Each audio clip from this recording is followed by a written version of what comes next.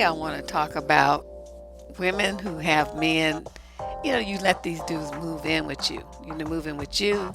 They move in with you and your kids. And they're like parasites. Too many letters have come into the advice column over the past couple, I don't know, maybe 6, 8 months of women who let men move in with them, and the men don't contribute. They don't pay, their fair share of bills. They don't help clean up. They don't really do too much. The women just have them there, and the guys are living the life of Riley on the woman's dime. I don't understand that mentality. I mean, whether the chick is like a low income woman on Section 8, because there's a lot of dudes that go for that, because even if they say, oh, I'll pay all the rent, it's $100. Okay, for an apartment that might cost 1800, they're paying $200, $300. I mean, look at how much they're saving by living with this woman here versus living even on their own. It's a good deal for them, and they get to keep a lot of money, their money in their pocket. What also happens is that these guys will move in with you, and like I said, so many women don't make them pay their fair share. I'm not sure what's going on with the ladies and what's going on in their mind why they don't do that, but all the what the fuck Tuesday column are full of women who do this kind of thing. I think ex-convicts, the ones getting out of prison where they don't have a job, they don't have any money, they don't have any real future, are the top dudes that do this kind of thing. I even knew a woman who was an attorney when I used to work in the legal field. She was one of the partners at my firm. I mean, she wasn't that cute, but she was extremely smart and did really well. She won all her cases. I mean, her clients loved her somehow, and I do not know how. This was in the 90s, way before internet dating really got really popular the way that it is now. This was still in the days when you could find somebody on those personal pages in the back of newspapers. That's where she met this dude. And so she starts writing to this dude, and she had me, I used to be a photographer, right? So she asked me to take some pictures of her, and we did some of those like boudoir type photos. And she sent him all these sexy pictures of her and all this Debruary lingerie and whatnot. And about, I don't know, maybe a year or so later, 2 years, he got out of prison. And what she did was move him into her house. She gave him keys to her car. She gave him a credit card. And she used to give him money. She paid his child support for his son until after a point he just said, well, can my son come live with us? And so, they didn't have to pay because the son was living there, which actually she was spending actually more money because this teenage boy was living with them in their house. She had a beautiful house up in the Berkeley Hills. I mean, probably 5, 6 bedrooms. I don't know. I mean, I went there to take those boudoir pictures. I didn't really walk through the whole house, but I saw 4 bedrooms, and there was a whole nother floor to the house. So she had to have at least 2 more bedrooms up there, possibly more than that. So this dude, he saw a victim, somebody who's willing to victimize himself, and he moved on in. And that's what I want to talk about. You sisters who have your shit together, or trying to get your shit together, you got your Section 8, whatever. Handling your business, you got your little job, you taking care of your children, and you meet this guy, and you let him move into your house. Personally, I come from a line of hardworking dudes. I mean, they might not have been the most educated and all of that, but they were very hardworking, and they believed in the principles of taking care of your children and your family. I remember when I was, I don't know how was, anyway, this girl, I used to know her like when I was about college age, and I originally met her when I was probably, I don't know, maybe a sophomore in college. But she lived in an area, close to me. So I didn't meet her in school. I didn't know her before that. But I met her, just around the neighborhood. And she married this dude. And right after they got married, he decided that he didn't want to work anymore. So he cut his job. He quit his job, rather. And he started hanging out. Like he's had friends over every day. She's at work. She worked as an RN. So, girlfriend was making bank. and he would bring his friends over, and they would sit around drinking, smoking weed, eating, doing whatever they wanted to do, and not really doing anything to contribute to the house. And that was his lifestyle. He did that right after they got married. And so he thought he had something going, but what he didn't realize was the house that they lived in was an extremely upscale area of New York, of San Francisco. Her parents were, both of them were doctors, and they had bought this house for her and the husband to live in. But the house was the parents. He didn't know that. And so once he started acting a fool, he didn't want to work. He started bringing all these dudes around and stuff. The parents set them down and told them, you're gonna get out of this house, and we're going to kick you out if you don't leave voluntarily. So she had to make a decision. Do you want to be homeless, or do you want to get rid of Tyrone? And so she got rid of Tyrone, and the dude's gravy train came to an end. But that was just an example of what I saw firsthand before I really, I wasn't really old enough to really understand dudes who do this kind of thing. I was just still a kid. I was only a sophomore in college. And but now, I'm much older. I've seen this hundreds of times.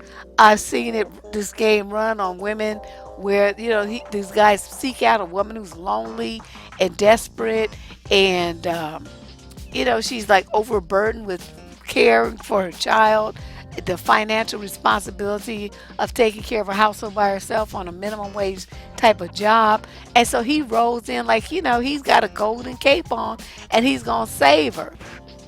So what you have to think about, though, ladies, what you have to think about is, what is this guy really bringing? I mean, to me, a man who comes into your life and he's supposed to be the breadwinner, you want to submit to him. He's supposed to be the king and the leader and all this shit black women be talking all the time. If you have a dude that moves in with you and you don't make him pay the bills for the housing and all this stuff, then where's this king part that you're talking about? How is he being a leader? Where is he being the person who's responsible for the household? I don't understand what you be thinking. And these dudes, they don't want to do the minimum in order to stay there. They don't clean anything. They don't cook anything. They don't buy no groceries. They don't want to pay no bills. They feel like, in many instances, since you already live there and you getting this discounted rent, that they shouldn't have to pay anything because they're not really an extra burden on you. Please let me explain to you. You let the people on Section 8 find out you got some nigga living in your house that's not on the paperwork. You're going to lose your Section 8. You and your kids going to have to pay real rent on your minimum wage job. You won't be able to do anything else but pay rent. You won't be able to feed your kids. You won't be able to clothe your kids. You won't be able to keep the lights on. You won't be able to do nothing. No internet service, no cable TV, none of that, those luxury type of things that you consider that you have, because you let this nignog live in your house rent free for, the period of time that causes a tick in the Section 8 thing. I don't know. I'm just really wondering what black women be thinking about when you let these dudes treat you like this. It's unfortunate that most guys who move in with a girlfriend don't pay rent. They also don't buy groceries. They don't contribute to the utility bills. They don't help buy food. They don't really do too much of anything, and they don't do that because you ladies do not demand it. In their case, their dick is their ticket to fame.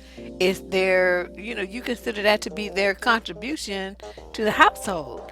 I'm just trying to figure out why you think that that's some value that you should be paying for to have him around. This even applies, though, to men that are working, because I'm reflecting on some dudes that I knew. They was working. This one dude, he had 2 jobs, but he felt like it was her spot, it was her kids, and her kids is what entitled her to get to Section 8. So he didn't feel like he should, that she was going to be paying that whether he was there or not. And so he didn't feel like he owed her anything to pay. And I guess she felt the same way because she never required him to divvy up any money.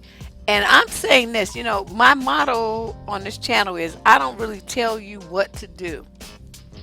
What I do is tell you whatever it is that you want to do, whatever the outcome is that you desire, I try to tell you how to do it in a way that's going to make you come out on top, that's going to make you a winner.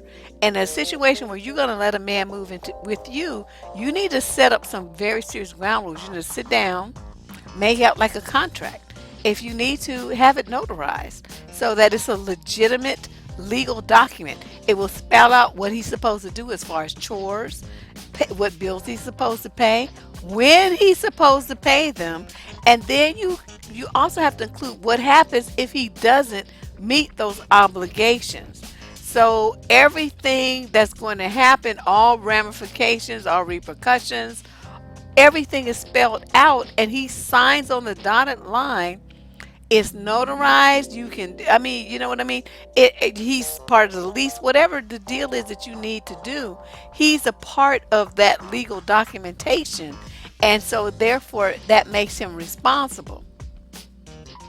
You don't want him in a position where he's living at your spot, everything's in your name, and, he gets to spend his money on, like, digital cameras and video games and, $200 sneakers and $500 jerseys and all this kind of stuff. You don't want that to be the situation. You want to make him responsible if he's going to be living with you for what what he's responsible for. I mean, you can't live anywhere for free.